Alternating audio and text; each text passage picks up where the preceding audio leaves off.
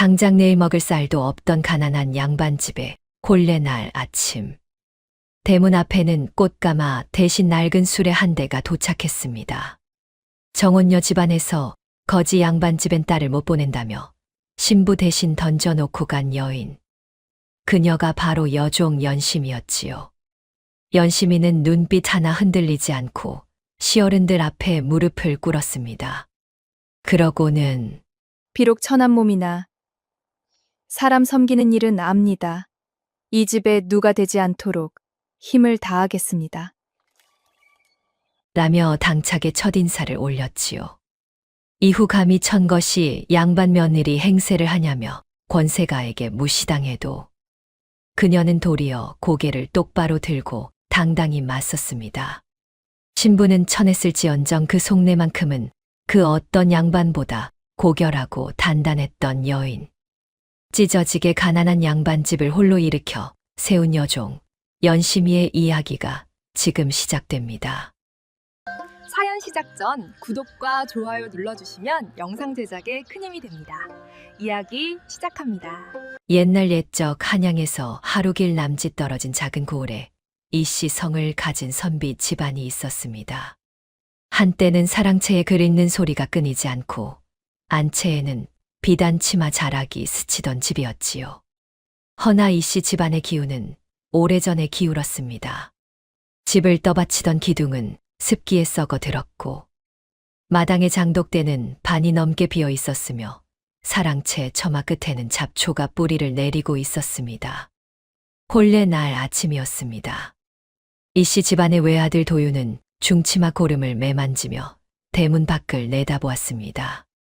정혼녀를 태운 가마가 올 시각이 지나도록 먼지 이는 길 위에 아무것도 보이지 않았지요. 시어머니는 마당 한쪽에서 손을 모은 채 입술을 달싹이다가 저작거리 쪽에서 삐걱거리는 수레 소리가 들려오자 그만 한숨을 삼켰습니다. 수레는 낡고 작았습니다. 꽃가마는커녕 기름 한 번 치지 않은 바퀴가 길바닥 돌부리에 걸려 덜컹거리며 이씨 집 대문 앞에 멈추었지요. 수레를 끌고 온 하인은 말에서 내리지도 않은 채 두루마리 하나를 마당을 향해 던지듯 내밀었습니다. 우리 아씨를 이런 거지 양반집에 보낼 수는 없소. 대신 이 계집을 보내니 며느리 삼든 종 삼든 알아서들 하시오. 마당에 모인 친척들과 이웃들의 시선이 일제히 그리로 쏠렸지요. 술렁임이 파도처럼 번졌습니다. 누군가는 혀를 찾고 누군가는 소매자락으로 입을 가리며 웃음을 참았습니다. 그때 수레에서 한 여인이 내렸습니다. 비단 한 조가 걸치지 않은 무명 저고리에 옥색 치마였습니다. 얼굴은 희고 눈빛은 고요했으며 걸음걸이에는 흔들림이 없었지요. 여인은 주변의 시선을 모두 느끼면서도 아무것도 듣지 못하는 사람처럼 천천히 마당 안으로 걸어 들어왔습니다. 그리고 이씨 집안 어른들 앞에 단정히 무릎을 꿇고 두 손을 모아 절을 올렸습니다. 비록 천한 몸이나 사람 섬기는 일은 압니다. 이 집에 누가 되지 않도록 힘을 다하겠습니다. 목소리는 낮고 차분했습니다. 울먹임도 분함도 수줍음도 없었지요. 그저 물이 낮은 곳을 향해 흐르듯 자연스러운 목소리였습니다. 마당이 한순간 조용해졌습니다. 도유는 그 모습을 말없이 내려다보았습니다. 이 여인이 누구인지, 어느 집 종이었는지, 나이가 몇인지 아무것도 알지 못했습니다. 다만 한 가지만은 분명히 알 수 있었지요. 오늘 이 마당에서 가장 의연한 사람은 홀례복을 입은 자신이 아니라 무명 치마를 입고 절을 올리는 저 여인이라는 것을. 그 여인의 이름은 연심이었습니다. 혼례는 치렀으나 잔치는 없었습니다. 친척들은 하나둘 뒷말을 흘리며 대문을 나섰고 이웃들은 고개를 저으며 흩어졌지요. 마당에는 누군가 던지고 간 두루마리 하나와 꺼져가는 촛불 하나만이 남았습니다. 밤이 깊었습니다. 도유는 신방 안에서 등을 벽에 기댄 채 창호지 너머 어둠을 바라보고 있었습니다. 술도 없었고 덕담을 건네는 사람도 없었으며 화촉도 변변치 않았지요. 방 안에는 오래된 먹 냄새와 습기 냄새가 뒤섞여 있었습니다. 연심이 조심스럽게 문을 열고 들어서자 도윤은 고개를 돌리지 않은 채 낮고 단호한 목소리로 말했습니다. 나는 그대를 아내로 맞은 적 없소. 방 안의 공기가 굳었습니다. 연심은 잠시 그 말을 가만히 받아들이듯 서 있다가 문지방 안쪽에 단정히 앉으며 고개를 숙였습니다. 아내라 부르지 않으셔도 됩니다. 다만 이 집에 밥 짓는 손 하나가 더 생겼다. 여기십시오. 도윤은 그제야 연심을 돌아보았습니다. 여인은 흐트러짐 없이 앉아 있었지요. 수치심도 원망도 두려움도 보이지 않았습니다. 도윤은 무언가 말을 보태려다 입을 다물었습니다. 어떤 말도 저 여인 앞에서는 제 무게를 잃을 것 같았습니다. 도윤이 다시 벽을 향해 돌아눕자 연심은 가져온 보퉁이를 조용히 풀었습니다. 갈아입을 옷 한 벌, 빗 하나, 그리고 작은 천, 조각 몇 개가 전부였지요. 연심은 보퉁이를 구석에 밀어두고 방안을 천천히 살폈습니다. 창호지는 군데군데 찢겨 찬바람이 스며들었습니다. 이불은 솜이 뭉쳐 한쪽으로 쏠려 있었고 요는 얇아 방바닥의 냉기가 그대로 올라올 것 같았지요. 등잔에는 기름이 얼마 남지 않아 불꽃이 가늘게 떨리고 있었습니다. 연심은 천조각을 꺼내 찢어진 창호지 위에 조심스럽게 덧붙였습니다. 바람 소리가 조금 잦아들었습니다. 그러고는 이불을 펴 솜을 고르게 다독이고 도윤 쪽으로 반을 밀어두었지요.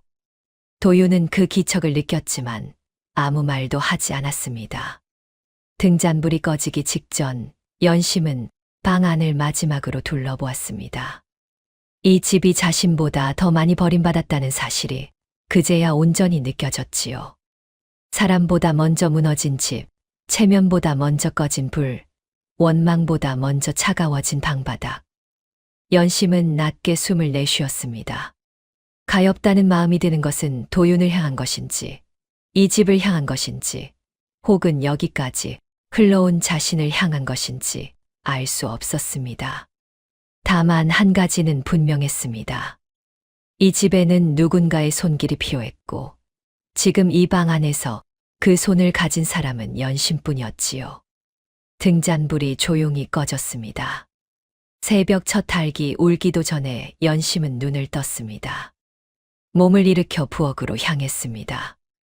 아직 어둠이 걷히지 않은 마당을 가로질러 부엌 문을 열었을 때 코끝에 닿는 것은 밥 냄새가 아니라 오래된 재 냄새와 눅눅한 나무 냄새였습니다. 연심은 아궁이 앞에 쪼그려 앉아 재를 헤집었습니다. 불씨 하나 남아있지 않았지요. 쌀독 뚜껑을 열었습니다. 바닥이 보였습니다. 손을 집어넣어 긁어보았으나 손가락 끝에 닿는 것은 독의 거친 흙 냄새뿐이었습니다. 옆에 작은 독도, 그 옆에 더 작은 독도 마찬가지였지요. 솥을 들여다보았더니 밑바닥에 검게 눌어붙은 것이 켜켜이 쌓여 있었습니다. 언제 마지막으로 밥을 지었는지 짐작조차 되지 않는 솥이었습니다. 연심은 잠시 그 자리에 가만히 앉아 있었습니다. 부엌을 나와 마당 구석을 살폈습니다. 담벼락 아래 냉이 몇 포기가 돋아 있었고 장독대 사이 틈새에 쓴박이 잎이 서너 장 올라와 있었지요. 연심은 치마를 걷어 올리고 그것들을 조심스럽게 캐냈습니다. 우물에서 물을 길어 솥을 닦았습니다. 검게 눌어붙은 것이 쉬이 떨어지지 않아 마당 모래를 한 줌 집어 솥 안을 문질렀지요. 손이 시렸으나 멈추지 않았습니다. 냉이와 쓴바귀를 다듬어 솥에 넣고 물을 부었습니다. 광 안에서 나무 부스러기와 마른 소립을 끌어모아 불을 피웠지요. 불꽃이 일어나는데 한참이 걸렸습니다. 연기가 눈을 찔렀으나 연심은 눈을 가늘게 뜨고 입으로 불어가며 기어이 불을 살려냈습니다. 죽이 끓기 시작하자 구수한 냄새가 피어올랐습니다. 시어머니가 부엌 문 앞에 나타난 것은 그때였습니다. 마른 체구에 눈가에 그늘이 짙은 어른이었지요. 시어머니는 부엌 안을 들여다보다가 아궁이의 불과 솥 위로 오르는 김을 보고는 그만 발걸음을 멈추었습니다. 한참이 지나 연심이 죽그릇을 두 손으로 받쳐들어 올리자 시어머니는 떨리는 손으로 그릇을 받아들었습니다. 눈시울이 붉어졌지요. 연심은 고개를 숙이며 말했습니다. 밥 짓는 일에 귀천이 있겠습니까? 시어머니는 대답하지 못했습니다. 다만 그릇을 가슴께로 끌어안듯 잡은 채 고개를 돌렸습니다. 어깨가 가늘게 떨렸지요. 연심은 못 본 척 다시 아궁이 앞으로 돌아앉았습니다. 불꽃이 타닥타닥 소리를 내며 솥 아래를 달구었습니다. 사흘이 지났습니다. 이씨 집안에 연심이 들어온 것은 이미 고을 안에 소문이 바다하게 퍼져 있었습니다. 정혼녀 집안이 가난한 양반집에 여종을 들여보냈다는 이야기, 도윤이 제대로 된 신부도 맞이하지 못했다는 이야기가 장터에서 우물가에서 오가는 사람들의 입에 오르내렸지요. 그 소문이 채 가라앉기도 전에 정혼녀의 오라비 최문식이 이씨 집을 찾아왔습니다. 최문식은 고을에서 행세께나 하는 집안의 자제였습니다. 넓은 어깨에 비단 도포를 걸치고 허리에는 옥으로 만든 폐물을 늘어뜨린 채 말을 타고 대문 앞에 나타났지요. 하인두를 거느리고 마당으로 들어선 최문식은 마루에 앉아 배를 고르던 연심을 발견하고는 비웃음을 입가에 올렸습니다. 너 같은 천것이 감히 양반집 며느리 행세를 하느냐? 마당에 있던 시어머니가 굳은 얼굴로 입술을 깨물었습니다. 도윤은 사랑채 문 앞에 서서 주먹을 쥐었지요. 연심은 천천히 마루에서 일어났습니다. 천한 몸이라 하셨습니까? 목소리는 높지 않았습니다.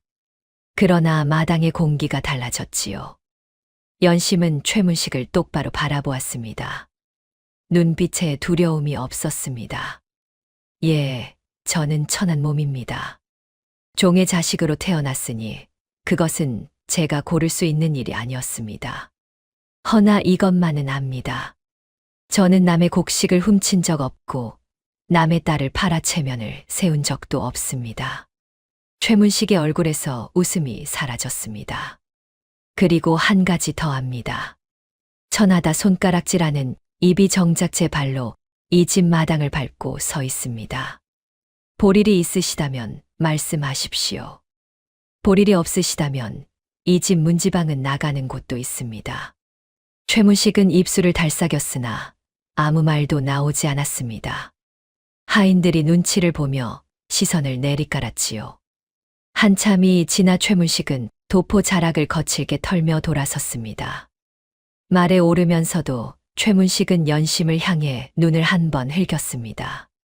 그러나 그 눈빛 안에는 방금 전의 여유가 없었지요.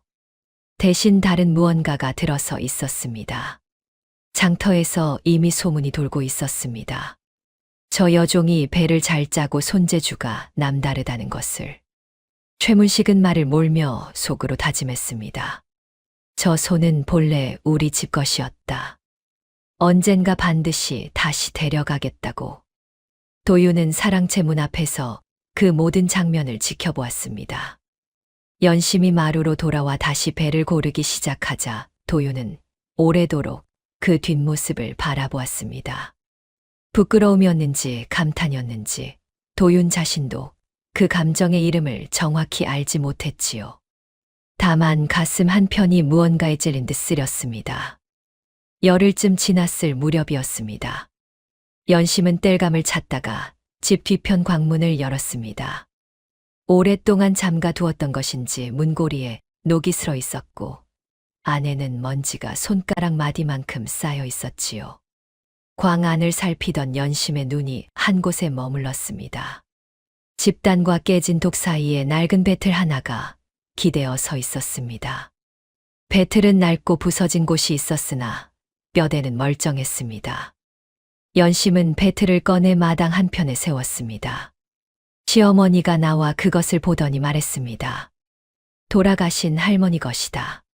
10년은 넘었을 게다. 연심은 고개를 끄덕이며 배틀을 살폈지요. 북은 닳아 있었고 바디의 살몇 개는 부러져 있었습니다. 연심은 그것들을 뜯어내고 광 안에서 쓸만한 나무 조각을 찾아 하루를 꼬박 들여 다듬었습니다. 이튿날부터 낡은 옷가지를 풀어실을 만들었지요. 솔기가 닳아 더 이상 입을 수 없는 것들, 색이 발에 누가 걸치기도 민망한 것들을 골라 낱낱이 뜯어냈습니다. 마당가에서 버려진 삼껍질도 주워 물에 불려두었지요. 밤이 되면 배틀 앞에 앉았습니다. 딸각딸각 소리가 고요한 밤 공기 속에 울렸습니다. 첫날 짠 것은 볼품이 없었지요. 시실과 날실이 고르지 않아 천이 울퉁불퉁했고 한쪽으로 틀어져 반듯하지 않았습니다. 연심은 그것을 다시 풀었습니다. 다음 날 밤 다시 앉았습니다. 또 풀었습니다. 사흘째 밤이 되어서야 조금 고른 천이 나오기 시작했지요. 딸각딸각. 사랑채에서 도유는 그 소리를 들었습니다. 책을 펼쳐놓고 있었으나 글자가 눈에 들어오지 않았지요. 배틀 소리는 끊이지 않았습니다. 자정이 넘어도 첫 딸기 울 무렵에도 그 소리는 멈추지 않았습니다. 도유는 천장을 바라보며 누운 채 그 소리를 들었습니다. 저 여인이 밤을 새워 배를 짜는 동안 자신은 덮지도 않은 책 앞에 앉아 있다는 사실이 가시처럼 마음 안쪽을 찌르는 느낌이었지요. 시어머니는 안방에서 그 소리를 들으며 눈을 감았습니다. 오래전 이 집의 배틀 소리가 그치지 않던 시절이 있었지요. 할머니가, 그 할머니의 어머니가 이 배틀 앞에 앉았던 시절이었습니다. 시어머니에게 그 소리는 희망이었습니다. 무너진 줄만 알았던 집 어딘가에서 아직 숨이 붙어 있다는 것을 알려주는 소리였지요. 딸각딸각, 딸각딸각. 밤은 깊어갔고 배틀 소리는 멈추지 않았습니다. 사흘 밤을 꼬박 세웠습니다. 연심의 손가락 끝은 실을 잡고 당기는 일을 반복하다 굳은 살이 박혔고 눈 밑에는 피곤함이 검게 내려앉았습니다. 그러나 배틀에서 떼어낸 배 한 필은 반듯했습니다. 완벽하지는 않았으나 처음 것과는 달랐지요. 시실과 날실이 고르게 엮여 있었고 천의 결이 한쪽으로 쏠리지 않았습니다. 장날은 닷새에 한 번이었습니다. 연심은 이른 새벽에 일어나 배를 곱게 접어 보자기에 쌌습니다. 시어머니가 마루 끝에 서서 말없이 바라보았지요. 연심은 고개를 숙여 인사를 드리고 대문을 나섰습니다. 아직 해가 뜨지 않은 길은 차가웠고 발밑에 서리가 바스라지는 소리가 났습니다. 장터는 고을 한가운데 큰 느티나무 아래를 중심으로 펼쳐져 있었습니다. 해가 오를수록 사람이 모여들었고 곳곳에서 흥정 소리와 웃음 소리가 뒤섞였지요. 연심은 포목전이 늘어선 쪽으로 걸어갔습니다. 처음 찾아간 상인은 배를 흘끗 보더니 고개를 저었습니다. 두 번째 상인은 거칠다며 손을 내저었고 세 번째 상인은 아예 거들떠보지도 않았지요. 연심은 물러서지 않았습니다. 장터 구석 볕이 잘 드는 자리에 늙은 포목상이 앉아 있었습니다. 수염이 희고 눈이 작았으나 손놀림은 빨랐지요. 연심이 배를 내밀자 노인은 귀찮다는 듯 손을 저었습니다. 연심은 그래도 보자기를 펼쳤지요. 노인은 못 이기는 척 배를 들어 햇빛에 비추었습니다. 한참을 들여다보더니 낮게 중얼거렸습니다. 거칠긴 하나 질기다. 노인은 배를 이리저리 당겨보고 손가락으로 결을 훑었습니다. 연심은 아무 말도 하지 않고 기다렸지요. 노인이 값을 불렀습니다. 연심이 생각하던 것보다 낮은 값이었습니다. 연심은 잠시 눈을 내리깔았다가 고개를 들었습니다. 다음에 가져오는 것은 오늘 것보다 고를 것입니다. 노인이 연심을 한번 바라보더니 값을 조금 올려주었지요. 연심은 배를 팔아 얻은 돈으로 쌀 한 마를 샀습니다. 쌀자루를 등에 지고 이씨 집으로 돌아오는 길, 발걸음이 아침보다 무거웠으나 마음은 달랐습니다. 저녁 무렵 이씨 집 부엌에서 밥 냄새가 피어올랐습니다. 솥안에서 쌀알이 부풀어 오르는 소리가 났지요. 시아버지가 사랑채 문을 열고 나왔습니다. 오랜 병으로 등이 굽은 어른이었습니다. 부엌 쪽에서 올라오는 흰김을 바라보던 시아버지의 눈가가 촉촉해졌습니다. 우리 집에서 다시 흰김이 오르는구나. 낮고 떨리는 목소리였습니다. 연심은 부뚜막 앞에서 그 말을 들으며 아궁이 불을 바라보았습니다. 타닥타닥 불꽃이 튀었지요. 그 불빛이 연심의 얼굴을 환하게 물들였습니다. 도유는 마루 기둥에 기댄 채 부엌에서 피어오르는 김을 바라보았습니다. 저 쌀 한 마리 어떻게 이 집에 들어왔는지, 그것이 어떤 손과 어떤 밤의 값인지 도유는 알고 있었습니다. 아는 것이 오히려 무거웠지요. 도유는 말없이 사랑채로 돌아가 문을 닫았습니다. 책상 앞에 앉았으나 이번에도 책은 펼치지 않았습니다. 두 번째 장날이었습니다. 이번에는 배 한 필에 3배 반필을 더 가지고 나섰습니다. 밤마다 배틀 앞에 앉은 덕에 손놀림이 지난번보다 빨라졌고 천의 결도 한결 고르게 잡혔지요. 늙은 포목상은 이번에는 배를 햇빛에 비춰보지도 않고 값을 먼저 불렀습니다. 지난번보다 나은 값이었지요. 연심은 고개를 숙여 인사를 드리고 쌀을 사러 갔습니다. 쌀자루를 어깨에 메고 장터를 빠져나오는 길이었습니다. 길 한편 느티나무 아래에 여인 하나가 아이를 안고 주저앉아 있었습니다. 여인의 어깨가 들썩였고 품 안의 아이는 눈을 감은 채 가쁜 숨을 몰아쉬고 있었지요. 이마에 손을 얹어 보지 않아도 열이 높다는 것을 알 수 있었습니다. 볼이 붉게 달아올라 있었고 입술이 바짝 말라 있었습니다. 연심은 발걸음을 멈추었습니다. 여인은 연심을 보지도 못했습니다. 아이의 이름을 부르며 흔들다가 하늘을 향해 손을 모았다가 다시 아이 얼굴을 들여다보기를 반복했지요. 연심은 쌀자루를 내려놓고 여인 곁에 무릎을 꿇었습니다. 아이의 이마를 짚어보았습니다. 열이 몹시 높았지요. 연심은 자신의 적삼 소매를 물에 적셔 아이의 이마에 얹어 주고 등을 가볍게 쓸어내렸습니다. 여인이 울먹이며 말했습니다. 사흘째 밥을 못 먹었습니다. 죽 한 그릇만 먹여도 나을 텐데 집에 쌀 한 톨이 없으니. 연심은 쌀자루를 바라보았습니다. 이 집에서 얼마나 기다리던 쌀인지 알았습니다. 그러나 연심은 잠시 눈을 감았다가 뜨고 쌀자루에 매듭을 풀었습니다. 반대를 덜어 여인의 손에 쥐어 주었지요. 여인은 말을 잇지 못하고 두 손으로 쌀을 받아 쥐었습니다. 아이가 그때 흐릿하게 눈을 떴지요. 열에 들떠 초점이 잡히지 않는 눈이었으나 연심을 향해 있었습니다. 아이의 입술이 조금 움직였습니다. 아씨, 이 은혜 잊지 않겠습니다.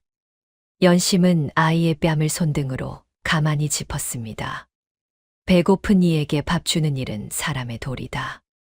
은혜라 하지 말거라. 아이는 다시 눈을 감았습니다.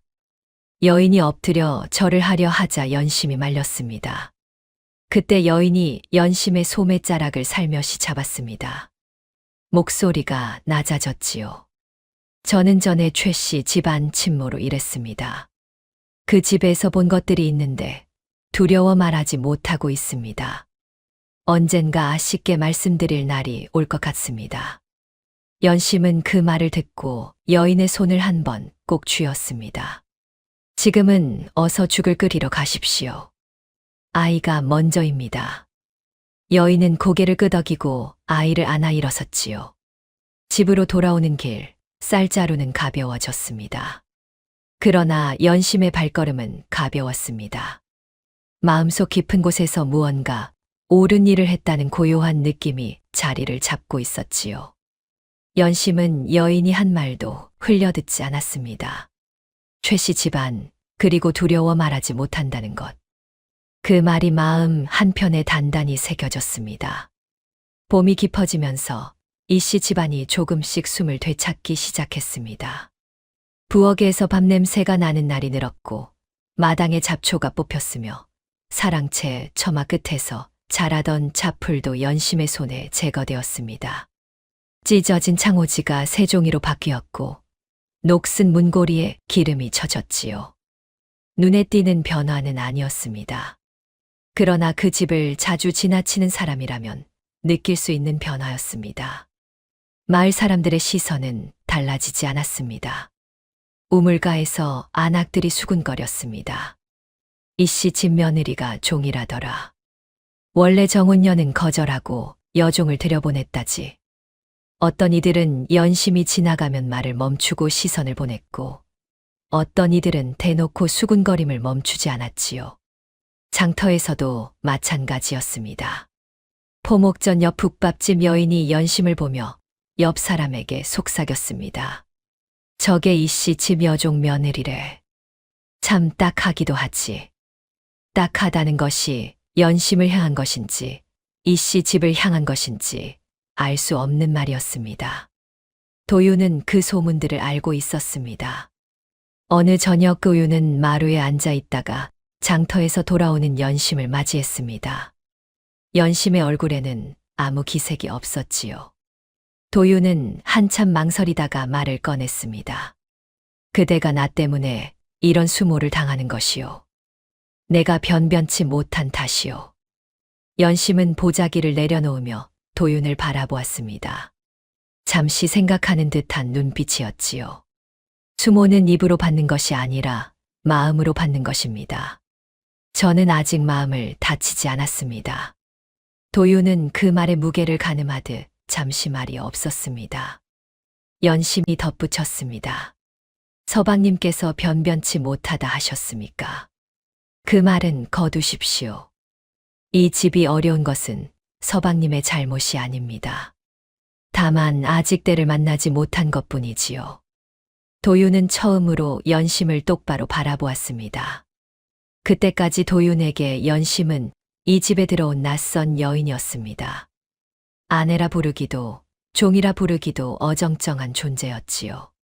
그러나 이 순간 도윤은 처음으로 연심이 어떤 사람인지를 보았습니다.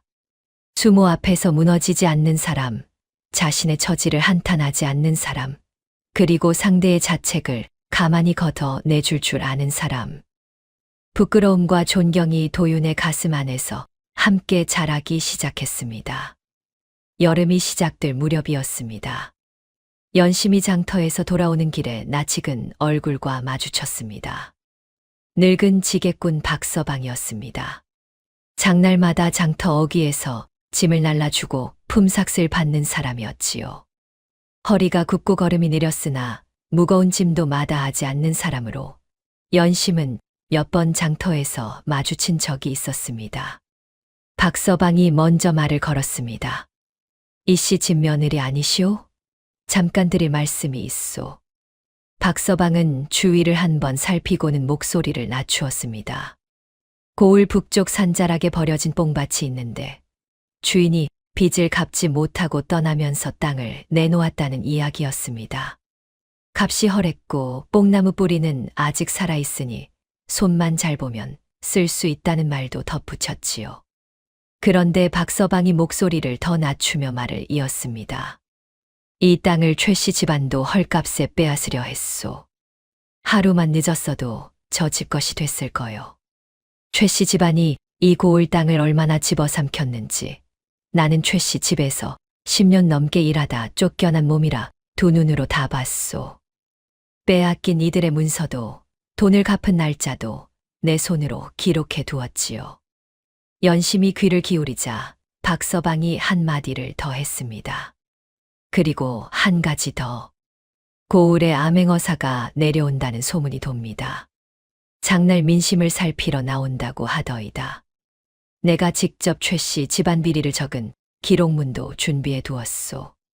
언젠가는 쓸 날이 올 것이오. 연심은 그 말을 마음 한편에 단단히 새겼습니다. 최씨 집안 이야기도, 기록문 이야기도, 그리고 암행어사 소문도. 집으로 돌아온 연심은 밤새 생각했습니다. 손에 쥔 돈을 헤아려 보았지요. 혼례 때 차고 왔던 낡은 은가락지가 생각났습니다. 연심의 어머니가 세상을 뜨면서 남겨준 유일한 것이었지요. 연심은 그것을 손바닥에 올려놓고 한참을 바라보았습니다. 이튿날 아침 연심은 가락지를 팔았습니다. 그 돈과 그동안 모아둔 것을 합쳐 뽕밭 문서에 도장을 찍었지요. 집으로 돌아와 시어머니께 말씀을 드렸습니다. 시어머니가 놀라 손을 저었습니다. 그 가락지는 내 어미가 준 것이 아니냐. 연심은 고개를 숙였습니다. 오늘 먹을 쌀도 귀하지만 내년을 먹일 땅은 더 귀합니다. 어머니도 그리 생각하셨을 것입니다. 도유는 그 이야기를 나중에 시어머니께 전해 들었습니다. 사랑채에 앉아 창밖을 바라보며 한동안 말이 없었지요.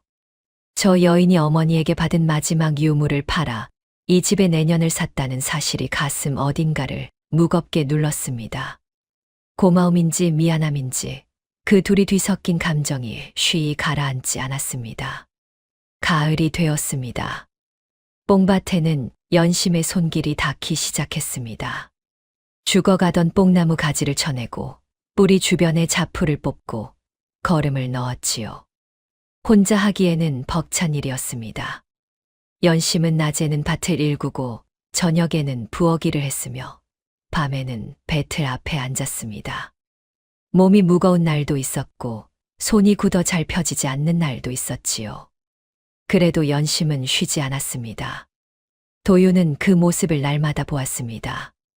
어느 날 저녁 연심이 사랑채에 들어와 도윤의 책상을 닦기 시작했습니다. 먹물이 굳어 얼룩진 벼루를 걷어내고 새 물을 부어 갈아두었지요. 도윤은 멍하니 그것을 지켜보았습니다. 연심이 나가려 하자 도윤이 말했습니다. 나는 이미 끝난 사람이라오. 목소리에 자조가 가득했습니다. 연심은 문 앞에서 발걸음을 멈추었지요. 돌아서지 않은 채 조용히 말했습니다. 끝난 사람이라면 부끄러움도 없을 것입니다. 부끄러워하신다는 것은 아직 뜻이 남아있다는 뜻입니다. 도유는 그 말을 듣고 한동안 움직이지 않았습니다. 연심이 방을 나간 뒤에도 그 자리에 앉아 있었지요. 갈아둔 먹이 벼루 안에서 고요히 출렁였습니다. 도유는 손을 뻗어붓을 들었습니다. 그리고 오랫동안 덮어두었던 책을 폈습니다. 그날 밤 사랑채에서 처음으로 글 읽는 소리가 흘러나왔습니다. 시어머니는 안방에서 그 소리를 들었습니다. 눈을 감고 한참 있다가 소매자락으로 눈가를 눌렀지요. 도윤이 처음 글을 배우던 시절 밤마다 들리던 그 소리였습니다. 이후 두 사람은 밤마다 각자의 자리에서 각자의 일을 했습니다. 연심은 배를 짜고 도윤은 글을 읽었지요. 말을 나누는 일은 드물었으나 두 사람 모두 상대가 깨어있다는 것을 알았습니다. 딸각딸각 배틀 소리와 낮게 읍조리는 글 읽는 소리가 어둠 속에서 서로의 곁에 있었습니다. 어느 날 밤 도윤이 사랑채 문을 열었습니다. 마당 건너 광 앞에 연심이 등불 하나를 켜놓고 배틀 앞에 앉아 있었지요. 등이 고닫습니다. 피곤할 텐데도 어깨가 처지지 않았습니다. 도윤은 문 앞에 서서 그 뒷모습을 한동안 바라보았습니다. 처음에는 저 여인이 이 집의 짐이 되지 않기를 바랐습니다.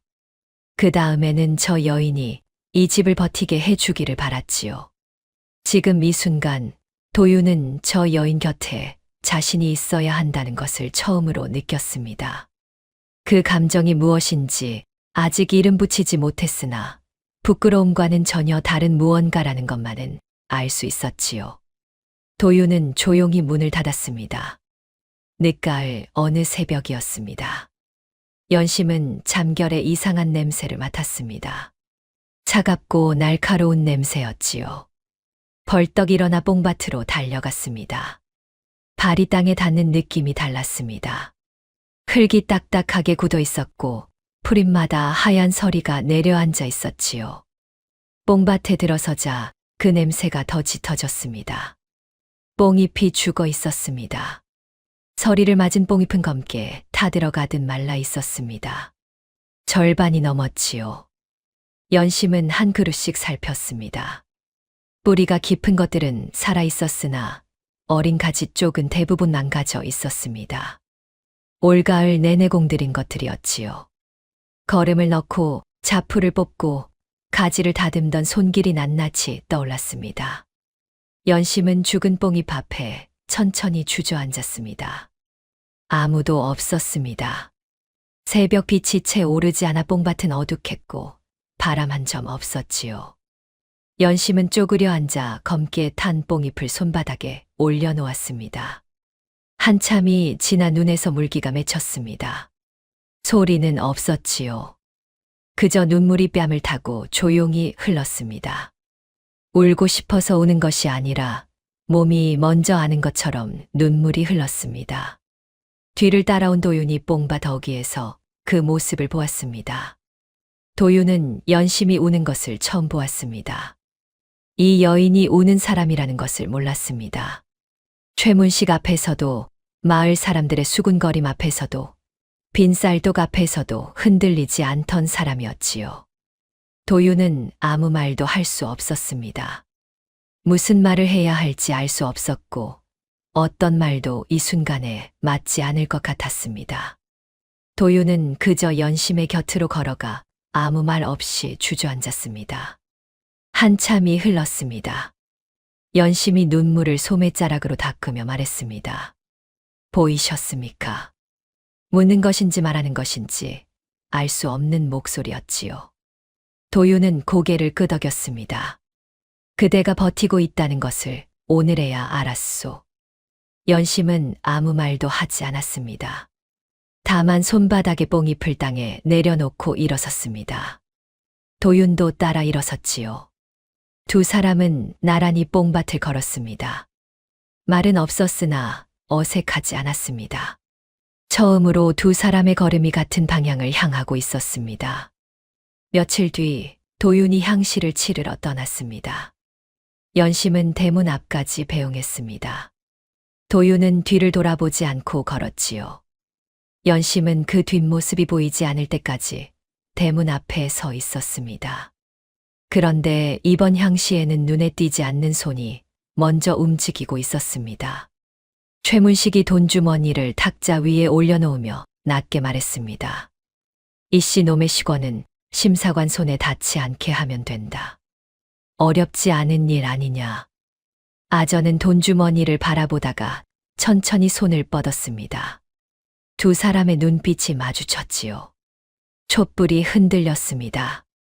도윤의 낙방 소식이 돌아왔습니다. 도윤이 돌아오는 날 얼굴에는 아무 표정이 없었습니다. 사랑채에 들어가 문을 닫고 나오지 않았지요. 연심은 문 앞에 섰습니다. 서방님. 도윤이 대답하지 않았습니다. 연심은 문을 열지 않은 채 말했습니다. 서방님이 부끄러워하신다는 것은 아직 뜻이 남아있다는 뜻입니다. 한참 후 도윤의 목소리가 들렸습니다. 그 말을 전에도 들었소. 연심이 조용히 웃었습니다. 그때도 옳은 말이었고 지금도 옳은 말입니다. 사랑채 안이 조용했습니다. 연심은 돌아섰지요. 그러나 얼마 지나지 않아 사랑채 안에서 책장 넘기는 소리가 들렸습니다. 연심은 걸음을 멈추고 그 소리를 들었습니다. 최문식이 아전에게 손을 쓴 것인지 아닌지 연심은 아직 확신할 수 없었습니다. 그러나 분명한 것은 하나였지요. 이 집의 봄은 아직 오지 않았다는 것, 그리고 아직 버텨야 한다는 것. 연심은 다시 걸었습니다. 겨울이 오기 전에 뽕밭 정리를 마쳐야 했습니다. 서리에 죽은 가지를 쳐내고 살아남은 뿌리 주변에 짚을 덮어 겨울을 나게 해야 했지요. 혼자 하기에는 품이 많이 드는 일이었습니다. 연심은 이른 아침부터 뽕밭에 올라가 낫을 들었습니다. 찬 바람이 옷섭을 파고들었고 손은 금세 굳었지요. 그때 뽕밭 어귀에 도윤이 나타났습니다. 중치막이 아니라 허름한 무명 저고리 바람이었습니다. 손에는 호미를 들고 있었지요. 연심이 눈을 크게 떴습니다. 도윤은 멋쩍은 듯 헛기침을 한 번 하고는 연심 곁에 와서 쪼그려 앉았습니다. 글만 아는 양반으로 굴는 것보다 그대와 함께 흙을 파는 편이 낫소. 연심은 아무 말도 하지 않았습니다. 다만 도윤 쪽으로 호미 하나를 더 밀어주었지요. 두 사람은 나란히 일을 시작했습니다. 도윤의 손놀림은 서툴렀습니다. 흙을 너무 깊이 파거나 뿌리를 건드리거나 쓸모없는 곳을 골라내지 못했지요. 연심이 말없이 옆에서 방향을 잡아주었습니다. 한나절이 지날 무렵 아랫마을에서 올라오던 사내 둘이 뽕밭 앞에 멈추었습니다. 양반집 도령이 호미를 들고 여종 며느리와 나란히 밭을 파고 있는 꼴을 보고는 서로 얼굴을 마주 보았지요. 한 사내가 낫지 않은 목소리로 말했습니다. 이씨 집 도련님이 종년이랑 밭을 파시는구먼. 다른 사내가 킬킬거렸습니다. 저러다 과거는 언제 보려나. 도윤이 몸을 일으켰습니다. 그 입을 삼가시오. 목소리가 낮았습니다. 그러나 단단했지요. 사내들이 멈칫했습니다. 도윤이 말을 이었습니다. 이 집에서 가장 귀한 이는 저 사람이오. 함부로 입에 올리지 마시오. 사내들은 서로 눈치를 보다가 발걸음을 옮겼습니다. 연심은 그 말을 들었습니다. 호미를 쥔 손이 잠시 멈추었지요. 도윤이 돌아와 다시 쪼그려 앉으며 아무 말도 하지 않았습니다. 연심도 아무 말도 하지 않았습니다.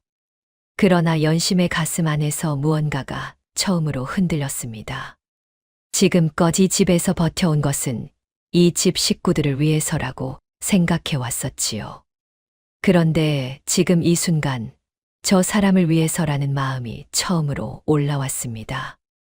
연심은 그 마음을 붙잡으려 하지 않았습니다. 그저 다시 호미를 움직였지요. 해가 뉘엿뉘엿 넘어갈 무렵 뽕밭 정리가 마무리되었습니다. 도윤의 손에 물집이 잡혔고 연심의 손등에는 낫에 긁혀 피가 얇게 맺혀 있었지요. 도윤이 그것을 보고 연심의 손을 잡으려다 멈칫했습니다. 연심은 손을 소매자락으로 닦으며 말했습니다. 괜찮습니다. 도윤은 자신의 손바닥을 내려다보았습니다. 글씨를 쓰던 손에 처음으로 흙이 박혔습니다. 이 손이 양반집을 먹여 살리고 있구려. 연심이 고개를 저었습니다. 이 집은 함께 살고자 하는 마음으로 사는 것입니다. 손이 아니라 마음이 먹여 살리는 것이지요. 도윤은 그 말을 듣고 한동안 뽕밭을 바라보았습니다. 두 사람은 밭 언덕에 나란히 앉아 저물어가는 하늘을 바라보았지요. 말은 없었으나 그날 뽕밭에서 나란히 흙을 판 시간이 어떤 말보다 더 많은 것을 전했습니다. 봄이 오고 뽕나무의 새잎이 돋기 시작했습니다. 연심의 배가 장터에서 조금씩 이름을 얻어가고 있었습니다. 늙은 포목상이 연심의 배를 받기 시작한 뒤로 다른 상인 하나가 더 붙었고 바느질감을 찾는 과부 댁에서도 연심의 배를 지목해서 사갔지요. 연심은 밤마다 배틀 앞에 앉는 시간을 늘렸습니다. 그리고 마을 여인 둘에게 배 짜는 법을 가르치기 시작했습니다. 혼자 짜는 것보다 여럿이 짜는 것이 낫습니다. 여인들은 처음에는 서툴렀지만 손이 빨랐습니다. 딸각딸각 소리가 이씨 집 마당에서 두 곳, 세 곳으로 늘어났지요. 그러던 어느 날 늙은 포목상이 연심을 따로 불렀습니다. 노인은 주위를 살피며 목소리를 낮추었습니다. 최씨 집안에서 사람이 왔다 갔소. 저 여종의 배를 받지 말라. 받았다가는 우리 집과 거래를 끊을 줄 알라고 하더이다. 연심의 얼굴이 굳었습니다. 노인이 말을 이었지요. 나는 굴하지 않겠소. 허나 다른 상인들은 어찌 될지 모르겠소. 최씨 집안 눈치를 보는 자들이 적지 않으니. 연심은 고개를 숙였습니다. 알려주셔서 감사합니다. 장터를 걸어 나오면서 연심은 생각을 정리했습니다. 최문식이 이미 움직이고 있었습니다. 빈 문서를 들고 오기 전에 먼저 연심의 손발을 묶으려는 것이었지요. 배를 팔지 못하면 돈을 모을 수 없고 돈이 없으면 어떤 요구도 막을 수 없습니다. 최문식은 그것을 알고 있었습니다. 그러나 연심도 알고 있었습니다. 혼자 짜면 막을 수 있어도 여럿이 짜면 막을 수 없다는 것을. 이튿날부터 연심은 배 짜는 법을 가르치는 여인을 셋으로 늘렸습니다. 이씨 집 마당뿐 아니라 마을 안쪽 과부댁 마당에도 배틀이 하나 더 섰지요. 연심의 배를 받아주는 상인이 한 명 줄어들자 연심은 장터 끝자락에 자리를 깔고 직접 팔기 시작했습니다. 최문식이 압박을 넣을수록 연심의 배는 더 넓게 퍼졌습니다. 마을 여인들이 수군거렸습니다. 이씨 집 며느리가 배 짜는 법을 가르쳐 준다더라. 저 여종 며느리가 우리 살림을 도와준다. 수군거림의 빛깔이 달라지기 시작했습니다. 최문식은 그 소식을 들었습니다. 얼굴이 굳었지요. 포목상 하나를 압박하면 될 줄 알았는데 이미 손이 여러 수 퍼진 뒤였습니다. 최문식은 이를 갈았습니다. 저 여종의 재주를 빼앗으려 했더니 오히려 고을로 흘려보내고 있었지요. 이렇게 되면 빈문서를 더 이상 늦출 수 없었습니다. 뽕잎이 한창 푸를 무렵이었습니다. 이씨 집 대문 앞에 말 한 필이 멈추었습니다. 말 위에서 내려선 사람은 최문식이었습니다. 지난번과 마찬가지로 비단 도포에 옥패물을 차고 있었지요. 그러나 이번에는 하인 둘이 아니라 넷을 거느리고 왔습니다. 하인 한 명이 두루마리 하나를 들고 있었지요. 최문식은 마당으로 들어서며 주위를 천천히 훑어보았습니다. 지난번과 달라진 것들이 눈에 띄었습니다. 마당이 깔끔했고 처마 끝이 손질되어 있었으며 장독대에 독이 채워져 있었지요. 마당 한켠에는 배틀 하나가 서 있었습니다. 최문식의 눈이 가늘어졌습니다. 도윤이 사랑채에서 나왔고 연심이 안채 쪽에서 걸어 나왔습니다. 최문식은 도윤을 향해 두루마리를 내밀었습니다. 오래전 빌린 돈을 갚을 때가 지났소. 100냥이요. 도윤이 두루마리를 펼쳤습니다. 이씨 집안의 도장이 찍혀 있었고 100냥을 빌렸다는 내용이 적혀 있었지요. 도윤의 얼굴이 굳었습니다. 이 빚은 이미 갚은 것이요. 부친께서 10년 전에 갚으셨소. 최문식이 웃었습니다. 갚으셨다는 증서가 있소. 문서에는 받은 기록만 있소이다. 증서가 없었습니다. 최문식은 그것을 알고 있었습니다. 오래전부터 이 순간을 준비해 온 것처럼 능숙하게 문서를 펼쳐 보이며 말을 이었지요. 그런데 이번에는 빚 이야기를 꺼내고 나서 곧바로 연심에게로 시선을 돌렸습니다. 비웃음이 입가에 걸렸지요. 내 손이 제법 돈이 된다더구나. 연심이 최문식을 바라보았습니다. 최문식이 천천히 걸어와 연심 앞에 섰습니다. 장터에서 배를 팔고 마을 안악들에게 배 짜는 법을 가르치고. 대단하구나. 목소리는 부드러웠으나 눈빛은 그렇지 않았지요. 그 손은 본래 우리 집 것이었으니 다시 데려가야겠다. 사흘 안에 100냥을 가져오지 않으면 이 집 재산으로 대신하겠소. 도윤이 주먹을 쥐었습니다. 시어머니가 안채 문 앞에 나와 굳은 얼굴로 서 있었지요. 연심은 최문식을 바라보았습니다. 눈빛이 흔들리지 않았습니다. 최문식이 가장 두려워하는 것이 바로 그 눈빛이라는 것을 그는 알지 못했지요. 최문식이 돌아가고 마당에 침묵이 내려앉았습니다. 도윤이 문서를 손에 쥔 채 말했습니다. 관아에 가겠소. 이것은 분명 위조된 것이오. 연심이 조용히 말했습니다. 최 씨 집안이 이미 아전에게 손을 써 두었을 것입니다. 관아에 가셔도 받아주지 않을 것이지요. 도윤의 얼굴이 더욱 굳었습니다. 연심의 말이 맞다는 것을 도윤도 알고 있었습니다. 저녁 바람이 뽕밭 쪽에서 불어왔습니다. 이제 막 잎을 틔운 뽕나무 가지가 흔들렸습니다. 연심은 그것을 바라보며 천천히 생각을 모았습니다. 아직 사흘이 있었습니다. 그날 밤 이씨 집안에는 잠드는 사람이 없었습니다. 시어머니는 안방에서 뒤척이다 새벽에 일어나 마루에 앉았습니다. 도윤은 사랑채에서 촛불을 켜놓고 문서를 들여다보았지요. 연심은 부엌에 홀로 앉아 빈 쌀독을 바라보았습니다. 쌀독은 비어있지 않았습니다. 그러나 연심의 눈에는 처음 이 집에 왔던 날 밤 바닥을 드러냈던 그 쌀독이 겹쳐 보였지요.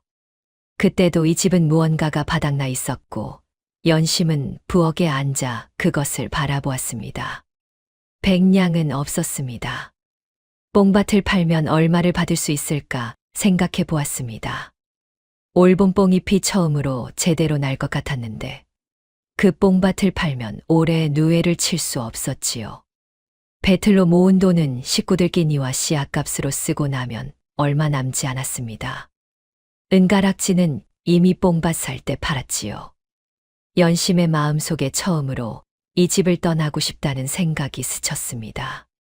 내가 없으면 최문식이 이 집을 건드리지 않을 것이라는 생각이었지요.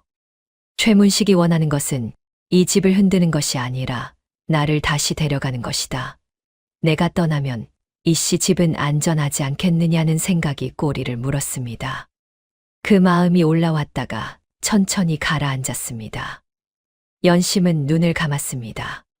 시어머니가 처음으로 자신의 손을 잡던 날이 떠올랐습니다. 도윤이 뽕밭에서 사람들 앞에서 처음으로 자신을 지켜주던 날이 떠올랐지요. 시아버지가 흰김이 오른다며 눈가를 적시던 얼굴이 떠올랐습니다. 이 집을 떠나는 것은 이 사람들을 버리는 것이었습니다. 연심은 천천히 일어났습니다. 이튿날 도윤이 결국 관하로 갔습니다. 돌아온 도윤의 얼굴에는 피로와 분노가 함께 얹혀 있었습니다. 예상대로였지요. 아전은 문서를 훑어보고는 최씨 집안 문서에 문제가 없다는 말만 되풀이했습니다. 도윤이 목소리를 높이자 아전은 오히려 태연하게 말했습니다. 빚을 갚으셨다면 증서가 있을 것 아니겠습니까? 증서가 없다는 것을 그 아전은 이미 알고 있는 눈치였지요. 저녁 무렵 도윤은 사랑채에서 마지막 남은 서책들을 꺼냈습니다. 오래된 것들이었습니다.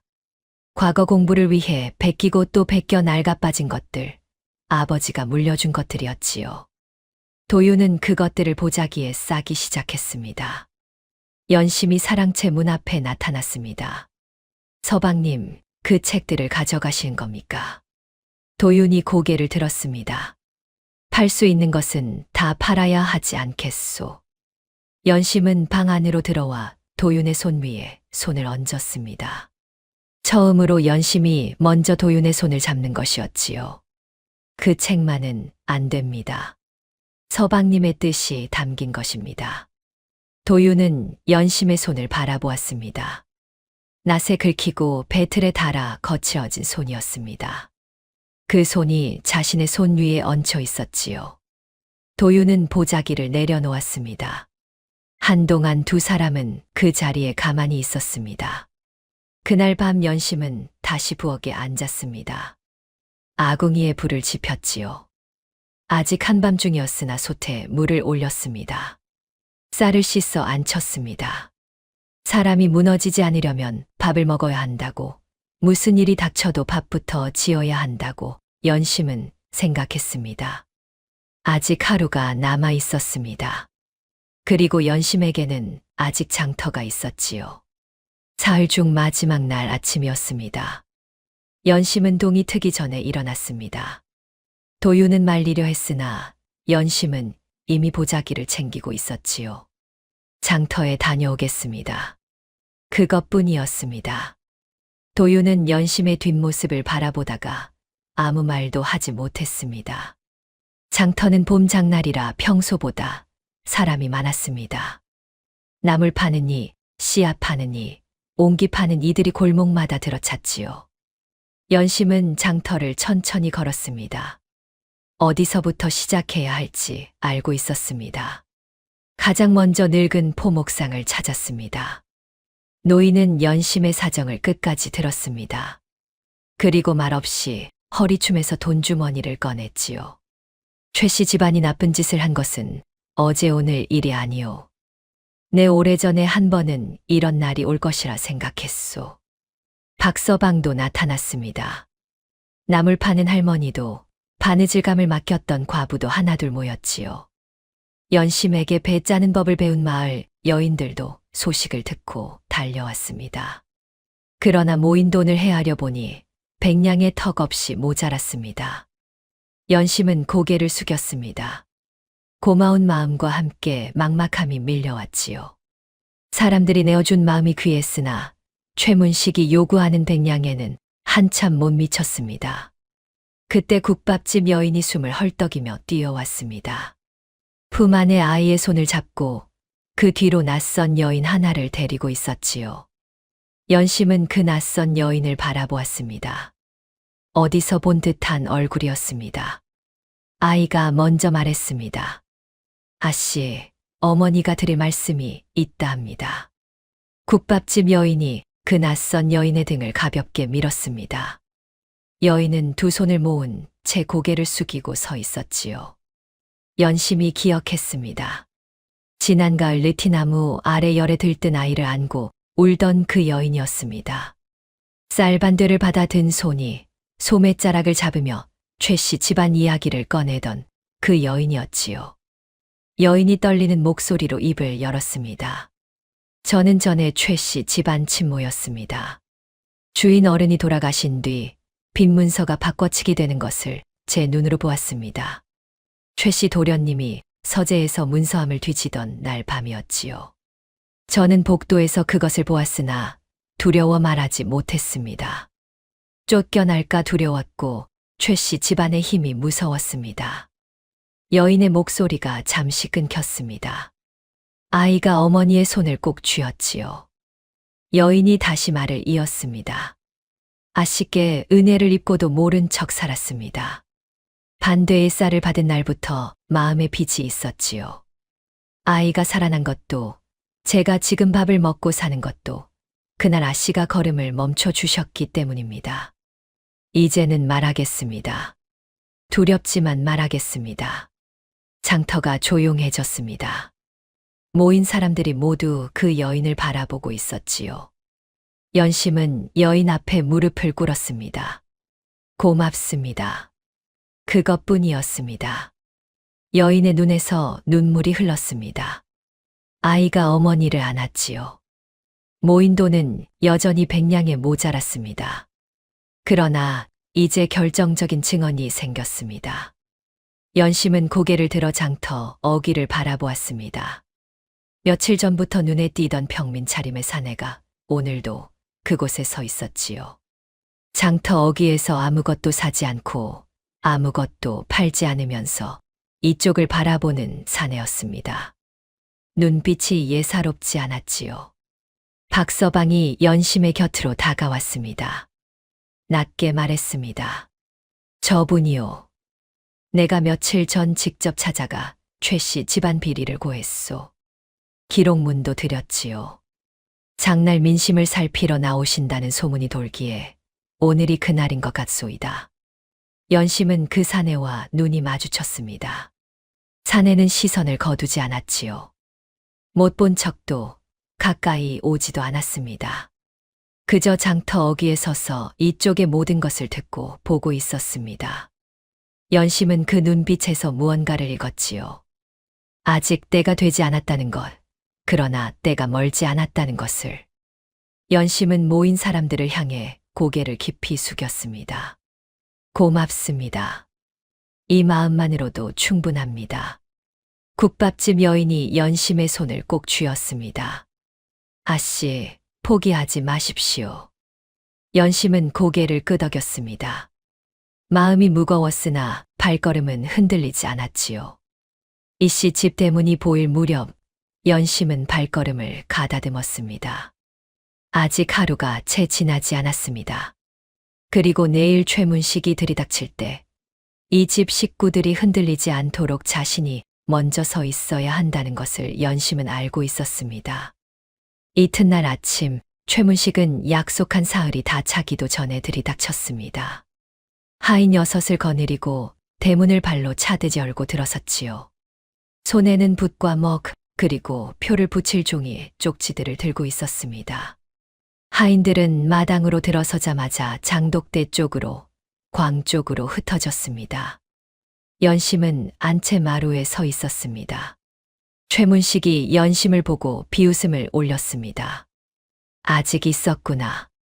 도망이라도 갔나 싶었더니 하인 하나가 장독 하나의 종이 쪽지를 붙이려 하자 연심이 마루에서 내려섰습니다. 천천히 하인 앞에 가서 섰지요. 하인은 멈칫했습니다. 최문식이 목소리를 높였습니다. 비키지 못하느냐? 천한 것이 아직도 며느리 행세냐? 연심은 비키지 않았습니다. 그 천한 손이 이 집 밥을 지었고 그 천한 발이 이 집 밭을 일구었으며 그 천한 등이 이 집의 겨울을 버텼습니다. 목소리는 낮고 단단했습니다. 마당이 조용해졌지요. 연심은 최문식을 똑바로 바라보며 말을 이었습니다. 저는 이미 이 집의 일부입니다. 저 하나만 떼어가실 수는 없습니다. 최문식의 얼굴이 굳었습니다. 하인들이 눈치를 살피며 멈추었지요. 그때 안채 문이 열렸습니다. 시어머니가 나왔습니다.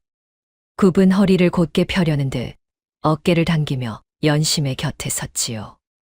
뒤이어 사랑채 문이 열렸습니다. 도윤이 나왔습니다. 그리고 대청마루 쪽에서 지팡이를 짚은 시아버지가 느린 걸음으로 나왔습니다. 네 사람이 마당에 나란히 섰습니다. 최문식은 그 모습을 보며 코웃음을 쳤습니다.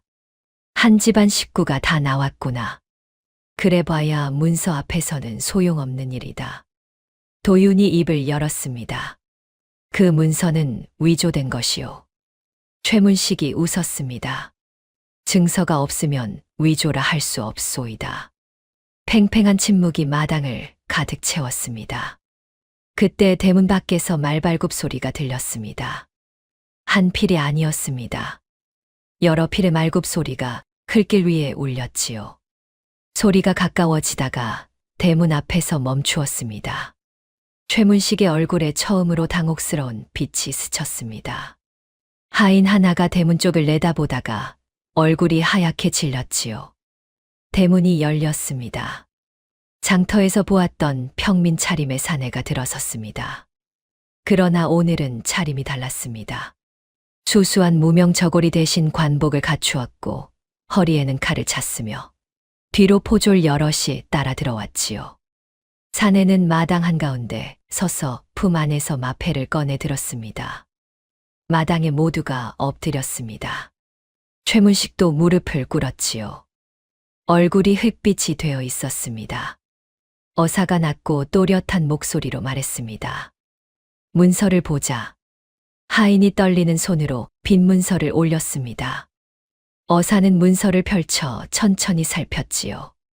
한동안 말이 없었습니다. 어사가 문서의 한 부분을 손가락으로 짚었습니다. 이수결과 먹빛이 다르다. 같은 날 쓴 문서가 아니야. 최문식이 입을 열었습니다. 그것은 보관하는 동안 바랜 것이옵니다. 어사는 대답하지 않았습니다. 고개를 들어 마당을 천천히 둘러보다가 말했습니다. 박서방 들어오너라. 박서방이 대문 밖에서 들어섰습니다. 허리가 굽은 늙은 지게꾼이었지요. 품 안에서 낡은 기록문을 꺼내 두 손으로 어사에게 올렸습니다. 소인이 최 씨 집에서 일하던 시절 직접 기록한 것이옵니다. 이 씨 집안이 빚을 갚은 날짜와 액수를 소인이 직접 목격하였습니다. 그때 마당 안으로 또 한 사람이 들어왔습니다. 친모 여인이었습니다. 아이의 손을 잡고 떨리는 걸음으로 마당에 들어서더니 어사 앞에 무릎을 꿇었지요. 소인이 아를 말씀이 있습니다. 여인의 목소리는 떨렸으나 끊이지 않았습니다. 소인은 전에 최 씨 집안 친모였습니다. 주인 어른이 돌아가신 뒤 밤중에 최 씨 도련님이 서재에서 문서함을 뒤지는 것을 보았습니다. 빈 문서가 바꿔치기 되는 것을 소인이 직접 목격하였습니다. 최문식의 몸이 앞으로 꺾였습니다.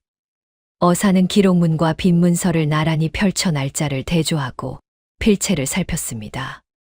마당에는 숨소리조차 들리지 않았지요.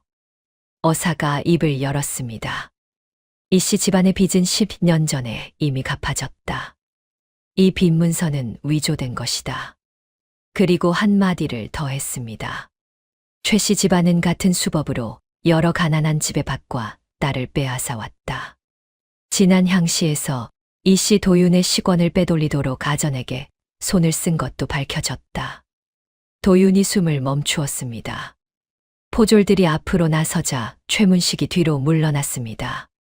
그러나 물러날 곳이 없었지요. 포졸들이 최문식의 두 팔을 잡아 포박했습니다. 최문식은 연심을 향해 눈을 부릅떴습니다.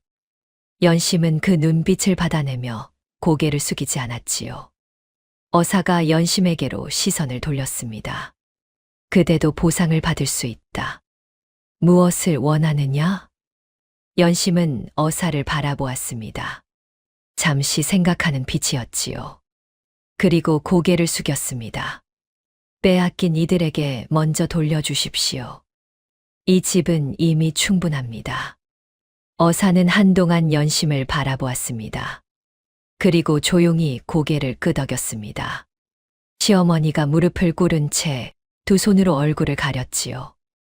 도윤은 눈을 감았다가 천천히 떴습니다. 마당에 봄볕이 고요히 내려앉았습니다. 최문식이 포박되어 끌려간 뒤 이씨 집 마당에는 오랫동안 보지 못한 고요함이 내려앉았습니다. 어사의 처분으로 빼앗긴 밭들이 본래 주인들에게 돌아갔고 최씨 집안이 꾸며낸 위조 문서들이 낱낱이 거두어졌습니다. 고을 안에서는 오랫동안 쌓인 것이 한꺼번에 풀리는 것 같은 술렁임이 며칠째 이어졌지요. 박서방은 그 소식을 듣고 지게를 내려놓은 채 한동안 하늘을 바라보았습니다. 친모 여인은 아이를 안고 이씨 집 대문 앞에 와서 절을 올렸지요. 도윤에게는 제시의 기회가 주어졌습니다. 어사는 시권 위조가 밝혀진 이상 도윤에게 다시 향시를 치를 자격이 있다고 했습니다. 관직을 통해 합격을 인정해 주는 것이 아니었지요. 도윤이 직접 붓을 들고 시험장에 앉아야 했습니다. 도윤은 그 말을 듣고 아무 말도 하지 않았습니다. 그날 저녁 사랑채에서 도윤이 연심을 불렀습니다. 이번 시험은 그대가 도와줄 수 없는 것이요. 연심은 도윤을 바라보았습니다. 도윤의 목소리에는 이전과 다른 무언가가 있었지요. 불안이 아니라 다짐 같은 것이었습니다. 연심이 말했습니다. 압니다. 이번만큼은 제가 아무것도 해드릴 수 없습니다. 서방님 혼자 가셔야 합니다. 도윤이 고개를 끄덕였습니다. 그러나 그대가 없었다면 여기까지 오지도 못했을 것이요. 연심은 고개를 저었습니다. 서방님의 뜻이 남아 있었기에 여기까지 온 것입니다. 뜻은 서방님 것이었습니다. 도윤은 그날 밤 다시 책을 폈습니다. 이번에는 달랐습니다. 자괴감도 체념도 없었지요.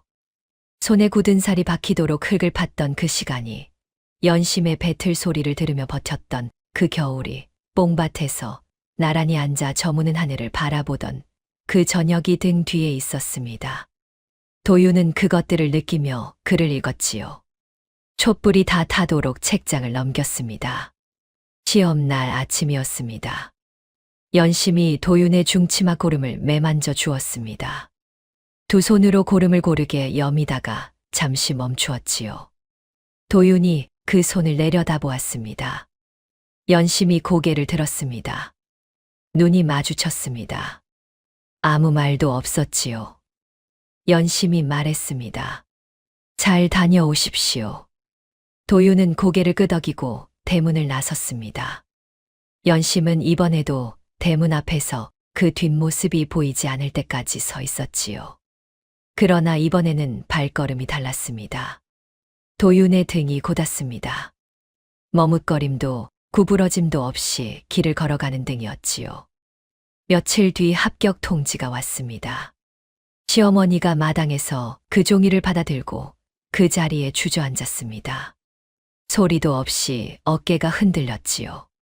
시아버지는 지팡이를 짚은 채 눈을 감고 한참 서 있었습니다. 도윤은 합격 통지를 손에 쥐고 연심을 찾았습니다. 연심은 뽕밭에 있었지요. 봄뽕잎을 살피다가 도윤의 발소리를 듣고 돌아섰습니다. 도윤은 종이를 내밀지 않았습니다. 그저 연심 앞에 서서 말했습니다. 그대가 없었다면 이 종이 한 장이 내게 닿지도 못했을 것이오. 연심은 도윤을 바라보다가 조용히 웃었습니다. 서방님의 뜻이 남아 있었기에 닿은 것입니다. 도윤도 웃었지요. 이 집에 온 뒤 처음으로 도윤이 환하게 웃는 것을 연심은 그날 처음 보았습니다. 뽕밭에 봄바람이 불었습니다. 새잎들이 일제히 흔들렸지요. 향시 합격 소식이 고을에 퍼지자 이씨 집안을 바라보는 시선이 달라지기 시작했습니다. 장터에서 연심을 보는 사람들이 고개를 숙였고 우물가 안악들의 수군거림이 잦아들었지요. 뽕밭에서 거둔 뽕잎으로 누에를 쳤고 연심에게 배 짜는 법을 배운 마을 여인들이 저마다 배틀 앞에 앉아 부지런히 배를 짰습니다. 이씨 집붓간에는 처음으로 쌀이 반 이상 차 있었고 부엌에서는 날마다 따뜻한 밥 냄새가 올랐지요. 그러던 어느 가을날이었습니다. 이씨 집 대문 앞에 가마 하나가 섰습니다. 전에 없이 정중한 차림의 하인이 명함을 올렸지요. 도윤이 사랑채에서 나와 명함을 받아보았습니다. 정혼녀의 집안에서 사람이 온 것이었습니다.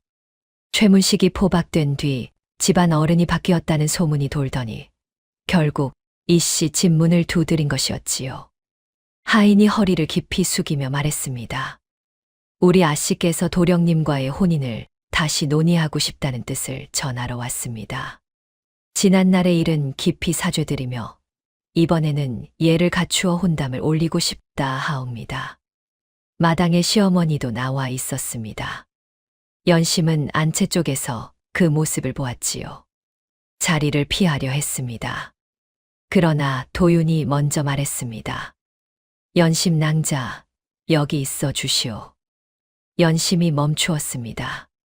도윤은 하인을 향해 돌아섰습니다. 목소리는 낮고 단호했지요. 돌아가서 전하시오. 내 아내는 이미 이 집에 있소. 여종이었든 무엇이었든 이 집 며느리는 연심뿐이오. 처음 이 집에 와서 빈 쌀독을 보고도 떠나지 않은 사람, 밤을 새워 배를 짜고 뽕밭을 일군 사람, 이 집 식구들과 겨울을 함께 버틴 사람이요. 그런 사람을 두고 다른 혼담을 논할 생각은 없소. 하인은 아무 말도 하지 못했습니다. 가마를 돌려 이씨 집 대문을 나갔지요. 마당의 가을 햇볕이 고요히 내려앉았습니다. 시어머니가 연심에게 걸어왔습니다. 연심의 손을 두 손으로 잡았지요. 오래된 손이었습니다. 뼈가 앙상하고 살갗이 얇은 손이었으나 잡는 힘은 단단했습니다. 내가 온 것은 수치가 아니라 복이었다. 연심은 입술을 꽉 깨물었습니다. 눈물이 올라오는 것을 참았지요. 그래도 눈가가 붉어졌습니다. 시어머니가 그 얼굴을 들여다보며 말했습니다. 울어도 된다. 연심은 고개를 저었습니다. 그러나 결국 시어머니의 손을 마주 잡은 채 눈물을 흘렸습니다. 도윤이 연심과 시어머니 곁으로 왔습니다. 세 사람이 마당에 나란히 서 있었지요. 뽕밭 쪽에서 바람이 불어와 마당의 낙엽을 가볍게 흔들었습니다. 아무 말도 필요하지 않은 시간이었지요. 도윤이 대과에 급제했습니다. 소식이 이씨 집에 닿던 날 아침, 연심은 뽕밭에서 일하고 있었습니다.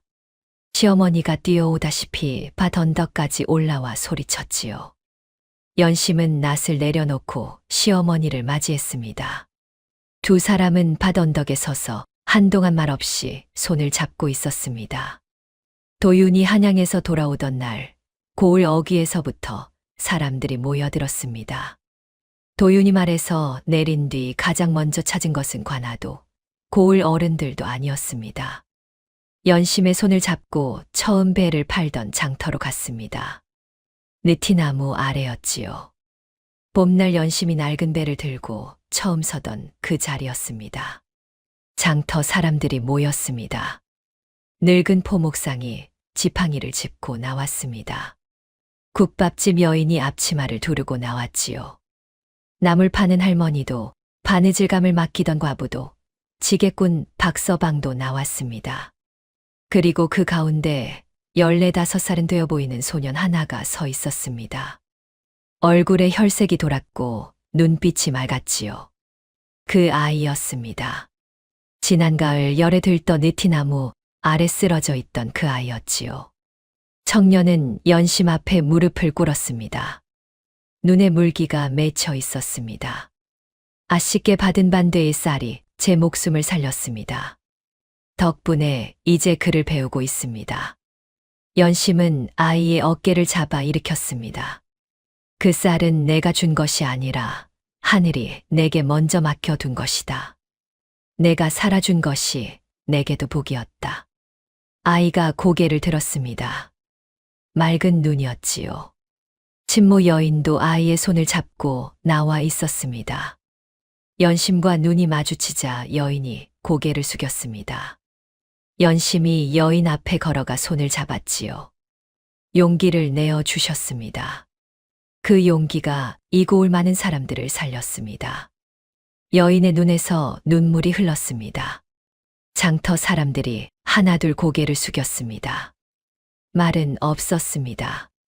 그러나 그 고갯짓 안에 오랫동안 쌓인 것들이 담겨 있었지요. 연심을 향한 수근거림이 있던 자리에 이제 고요한 존경이 들어서 있었습니다. 박서방이 연심에게 다가와 허리를 숙였습니다. 아씨 덕에 이 고울 많은 사람들이 빼앗긴 것을 되찾았습니다. 소인도 이제 편히 눈을 감을 수 있겠습니다. 연심은 박서방의 손을 두 손으로 잡았습니다. 어르신의 기록문이 없었다면 아무것도 할 수 없었습니다. 공은 어르신께 있습니다. 도윤이 연심의 곁에 서서 말했습니다. 그대는 사람을 섬긴 것이 아니라 무너진 집안의 혼을 다시 세웠소. 연심은 고개를 저었습니다. 저는 그저 밥을 지었습니다. 배를 짰습니다. 밭을 일구었습니다. 그것뿐이었습니다. 도윤이 말했습니다. 그것이 전부였소. 그리고 그것으로 충분했소. 이씨 집으로 돌아오는 저녁길, 노을이 붉었습니다. 시어머니가 대문 앞에 나와 기다리고 있었습니다. 도윤과 연심이 나란히 대문 안으로 들어서자 시어머니가 연심의 손을 잡으며 말했습니다. 내가 처음 이 집에 오던 날, 이 마당에서 내가 한 말이 아직도 귀에 남는다. 연심이 물었습니다. 무슨 말씀이옵니까? 시어머니가 웃었습니다. 비록 천한 몸이나 사람 섬기는 일은 안다고 했지. 그 말이 이 집을 살렸다. 마당에 저녁 어스름이 내려앉았습니다. 마을 곳곳에서 딸깍딸깍 소리가 들려왔습니다. 연심에게 배 짜는 법을 배운 여인들이 저마다의 자리에서 배틀 앞에 앉아 있었지요. 한 집에서 두 집에서 마을 안쪽 골목에서 울려 퍼지는 소리였습니다. 이씨 집 한마당에서 시작된 배틀 소리가 이제 고을 전체로 퍼져나가고 있었습니다. 도윤이 그 소리를 들으며 연심을 바라보았습니다. 연심도 그 소리를 들었지요. 두 사람은 마당에 나란히 서서 어둠이 내려오는 하늘을 올려다보았습니다. 첫 별이 하나 떴습니다. 처음 이 집에 배틀 소리가 울리던 날, 그것은 한 여인의 고독한 싸움이었습니다. 그러나 지금 고을을 가득 채우는 배틀 소리는 달랐습니다. 한 사람이 아니라 여럿이 이어가는 소리였고, 무너진 것을 세운 자리에서 나는 소리였으며, 비로소 집이라 부를 수 있는 곳에서 울리는 소리였습니다. 배틀 소리는 밤이 깊어도 멈추지 않았습니다. 다음 영상을 빠르게 만나보시려면 좋아요와 구독을 눌러주세요. 그럼 더 재미있는 영상으로 찾아뵙겠습니다. 모두 행복한 하루 보내세요.